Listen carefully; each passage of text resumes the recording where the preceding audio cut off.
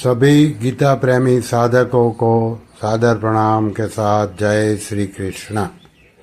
आप सभी को नम्र निवेदन है कि ये वीडियो को ज़्यादा से ज़्यादा लोगों को शेयर कीजिए, लाइक कीजिए और अगर अभी तक सब्सक्राइब नहीं किया है तो चैनल को सब्सक्राइब कीजिए। इसी अध्याय के 16वें श्लोक में भगवान ने कर्मों का तत्व बताने की प्रतिज्ञा की थी, उसका विस्तार से वर्णन करके अब ये श्लोक 32 में भगवान उसका उपसंहार करते हैं। अध्याय 4 श्लोक क्रमांक 32। एवं बहुविद्या यज्ञा वीतता ब्रह्मणो मुखे कर्मजान् विद्धि तान् सर्वान् एवं ज्ञात्वा विमोक्ष्यसे। अभी इसका भाषांतर।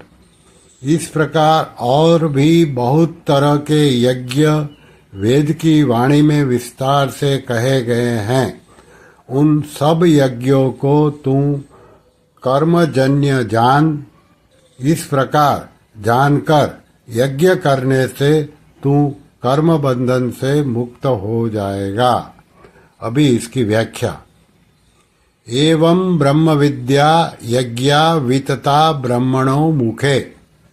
24वें से 30वें श्लोक तक जिन 12 यज्ञों का वर्णन किया गया है, उनके सिवाय और भी अनेक प्रकार के यज्ञों का वेद की वाणी में विस्तार से वर्णन किया गया है। कारण कि साधकों की प्रकृति के अनुसार उनकी निष्ठाएं भी अलग अलग होती हैं और तद अनुसार उनके साधन भी अलग अलग होते हैं। वेदों में सकाम अनुष्ठानों का भी विस्तार से वर्णन किया गया है, परंतु उन सब से नाशवान फल की ही प्राप्ति होती है, अविनाशी की नहीं। इसलिए वेदों में वर्णित सकाम अनुष्ठान करने वाले मनुष्य स्वर्गलोक को जाते हैं और पुण्य क्षीण होने पर पुनः मृत्युलोक में आ जाते हैं। इस प्रकार वे जन्म करण मरण के बंधन में पड़े रहते हैं। गीता के 9वें अध्याय का 21वां श्लोक। परंतु यहाँ उन सकाम अनुष्ठानों की बात नहीं की गई है। यहाँ निष्काम कर्म रूप उन यज्ञों की बात कही गई है जिनके अनुष्ठान से परमात्मा की प्राप्ति होती है। यान्ति ब्रह्म सनातनम। गीता के 4थे अध्याय का 31वां श्लोक। वेदों में केवल स्वर्ग प्राप्ति के साधन रूप सकाम अनुष्ठानों का ही वर्णन हो ऐसी बात नहीं है। उनमें परमात्मा प्राप्ति के साधन रूप श्रवण मनन निधिध्यासन प्राणायाम समाधि आदि अनुष्ठानों का भी वर्णन हुआ है। उपर्युक्त पदों में उन्हीं का लक्ष्य है। 3रे अध्याय के 14वें 15वें श्लोक में कहा गया है कि यज्ञ वेद से उत्पन्न हुए हैं और सर्वव्यापी परमात्मा उन यज्ञों में नित्य प्रतिष्ठित यानी कि विराजमान हैं। यज्ञों में परमात्मा नित्य प्रतिष्ठित रहने से उन यज्ञों का अनुष्ठान केवल परमात्मा तत्व की प्राप्ति के लिए ही करना चाहिए।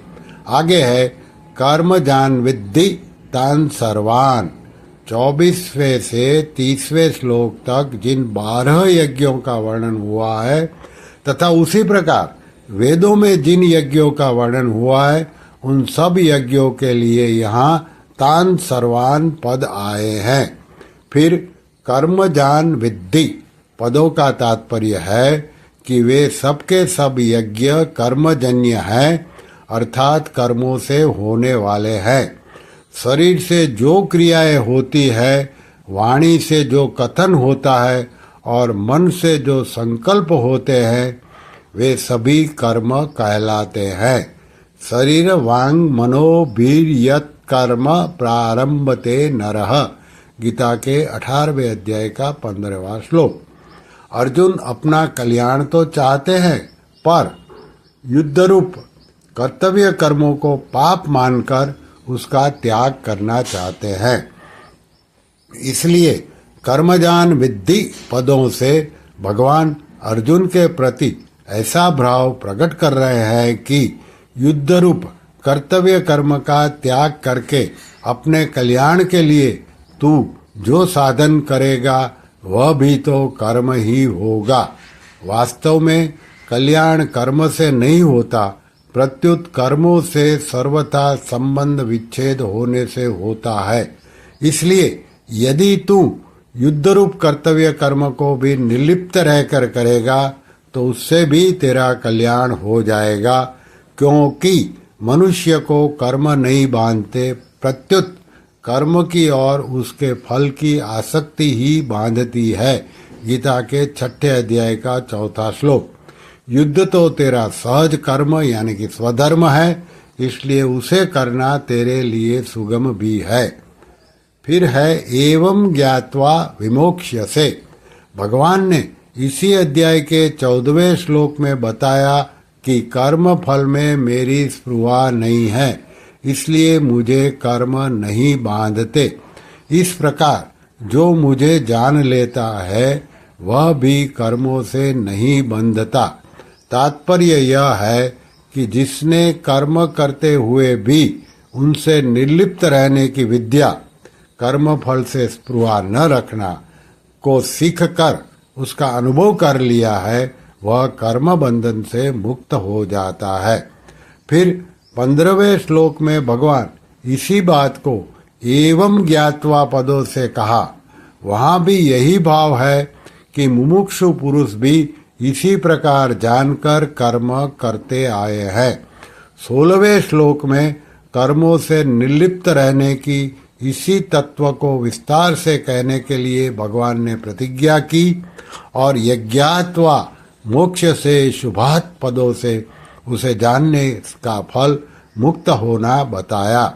अब इस श्लोक में एवं ज्ञात्वा विमोक्ष्य से पदों से ही उस विषय का उपसंहार करते हैं। तात्पर्य यह है कि फल की इच्छा का त्याग करके केवल लोक हितार्थ कर्म करने से मनुष्य कर्म बंधन से मुक्त हो जाता है। संसार में असंख्य क्रियाएं होती रहती है, परंतु जिन क्रियाओं से मनुष्य अपना संबंध जोड़ता है उन्हीं से वह बंधता है। संसार में कहीं भी कोई क्रिया घटना हो, जब मनुष्य उससे अपना संबंध जोड़ लेता है, उसमें राजी या नाराजी होता है, तब वह उस क्रिया से बंध जाता है। जब शरीर या संसार में होने वाली किसी भी क्रिया से मनुष्य का संबंध नहीं रहता, तब वह कर्म बंधन से मुक्त हो जाता है। श्री कृष्ण शरणं मम, श्री कृष्ण शरणं मम, श्री कृष्ण शरणं मम। ओम श्री कृष्णार्पणमस्तु।